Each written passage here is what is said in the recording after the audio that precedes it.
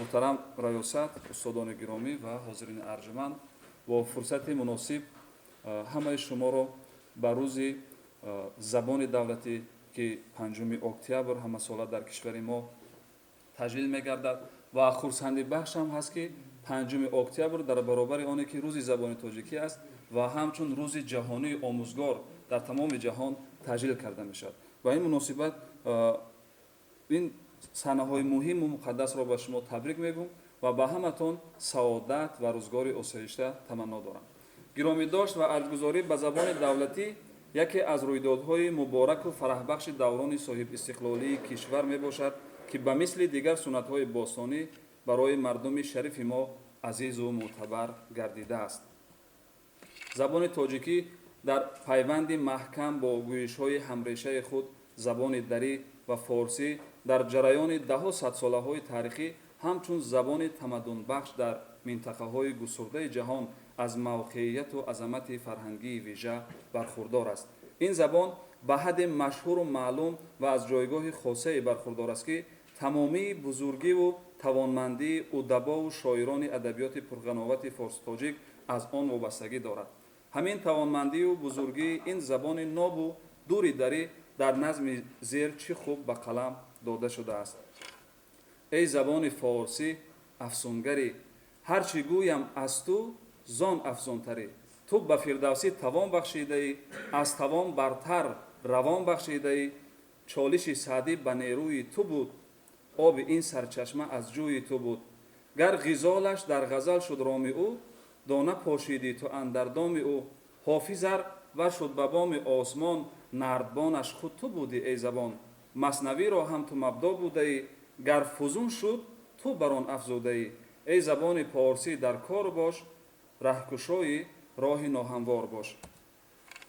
خرسندی بخش است که زبان شیوایی که با آن از قافله سالار ادبیات فارسی تاجیک ابو عبدالله رودکی تا بنیادگذار ادبیات نوین تاجیک قهرمان تاجیکستان صدرالدین عینی و ادیبان و عالمان معاصر آثار گرانبهای علمی و ادبی ایجاد نمودند.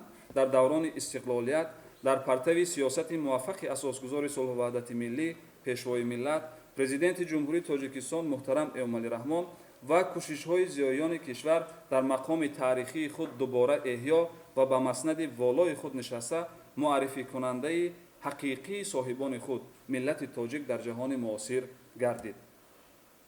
از منبر سازمان ملل متحد با زبان ناب تاجیکی، با زبان رودکی و فردوسی جامع و سینا و کمال و عینی سخن کردن پیشوای ملت سرور معظم کشور محترم امامعلی رحمان برای هر یک ساکن تاجیکستان باعث افتخار و شرف بزرگ بوده دلیل بر گفته‌های بالاست.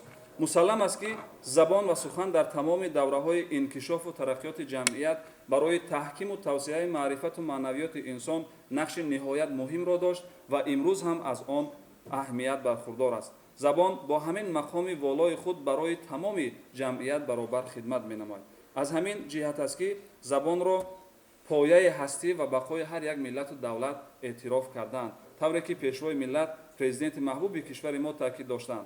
ارج گذاشتن به زبان مادری عامل است که سرچشمه بقای وحدت ملی و یکی از رکن‌های استوار دولتداری به شمار می‌رود.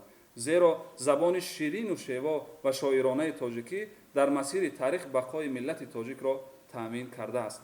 در رابطه با گفته‌های بالا گرامی داشت ما از ارزش‌های ملی که زبان از ارکان مهم آن به شمار می‌رود آموختن و ازبر کردن و به قدرت آن افزودن است. اهمیت و موقع زبان در زندگی از قدیم الایام توجه دانشمندان و متفکران و اهل علم و ادب را به خود جلب نموده است. از جمله در کتاب با ارزش نیاگان ما اوستا سخن از جایگاه ویژه برخوردار است. در میان سلسله اندرزهای زردشت غالبا نقش سخن احساس می شود. گفته‌ها و اندرزهای پندار نیک، گفتار نیک و کردار نیک سه سخن بنیادی می باشند که کاخ اخلاق آدمی بر آنها استوار است. همچنین ارزش سخن و گرامی داشت آن در آثار دینی ما از جمله کتاب مقدس قرآن مجید صراحتاً اشاره می گردد. از خدا بترسید و سخن درست بگویید و به بندگان من بگو که با یکدیگر با بهترین وجه سخن بگویند. محض از همین توجه خاصه نیاگان و مقام زبان و سخن است که مدام بزرگان خرد و شعر و ادب تاجیک چی کلاسیکان و چی معاصران در موضوع زبان، احترام زبان، ارجگذاری به آن و پاینده نگه داشتن آن سخنهای شایسته و ارزنده بسیار گفتند. یکی از شاعران مشهور عصر 16-17 سلیم تهرانی سخن را حتی جان انسان می‌شمارد با آن جهت که انسان به جان سخن کردن نمی‌تواند. اگر او سخن گفته تواند پس او زنده است. چنین می‌نگارد که اگر سخن جان انسان نبود پس چرا مرده خاموش است. بهترین گوهر گنجینه هستی سخن است. گر سخن جان نبود مرده چرا خاموش است. با شناسایی اشعار شاعران و ادیبان کلاسیک فارس تاجیک این نکته روشن می‌گردد که آدمی پنهان در پشت زبان است. یعنی زبان معرفی کننده انسان و نشان دهنده شخصیت اوست.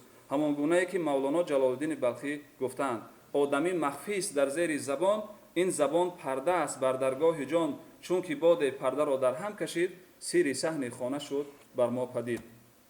زبان و سخن در حیات آدمان از مرتبه و جایگاه بزرگ برخوردار است، زیرا محض همین عنصر اسرار باطنی انسان و اندیشه های نهفته شخص را آشکار میکند و درستی و نادرستی کلام از آن پیدا میگردد. این جهت زبان را به اینابت گرفته حکیمان و سخنوران فارس تاجیک آن را بر رشته نظم کشیدند. چنانکه سعدی شیرازی با توجه به همین ویژگی زبان و سخن تاکید میکند تا مرد سخن نگفته باشد عیب و هنرش نهفته باشد. یا اینکه جای دیگر با تشبیه زیبای این نکته را در دل هر یک خواننده می نشاند. زبان در دهان ای خردمند چیست؟ کلید در گنج صاحب هنر. چو در بسته باشد چه داند کسی که جوهر فروش است یا پیلور. ناصر خسرو نیز در رابطه با اهمیت زبان و علاقمندی آن در شناخت انسان توجه نموده آدمی را متشکل از دل و زبان می‌داند. چنین است که وی حقیقت مرد را نهفته در قلب و زبان دانسته دیگر خصوصیت‌های وجود وی را از گل و کالبد وی را لوبد می‌داند. مرد نهان زیر دل است و سخن دیگر یکسر گلی پرصورت است. سوی خرد جز که خرد نیست مرد او سخن و کالبدش لوبت است. اندیشه دیگر جالب و آموزنده که در سرتاسر اشعار متفکران و ادیبان حکمتنگار ما به چشم می‌رسد مسئله دربند داشتن زبان و وقت ضرورت باز کردن آن و از سر اندیشه سخن گفتن است. انسان در هر حالتی که باشد معیار عقل و خرد را نگه دارد، یعنی اولا اندیشه بعداً گفتار نماید. در غیر آن اگر آدمی زبان را در اختیار خود قرار ندهد زبان برای وی زیان‌آور خواهد بود. این زیان بیشتر در وقتی روی می‌دهد که انسان در حالت خشمگینی و غضب قرار گیرد و توانی در میزان عقل اداره کردن خود و زبان را از دست دهد. این نکته در اشعار پدر شعر فارس تاجیک استاد ابوعبدالله رودکی به طور زیر نمودار می‌گردد.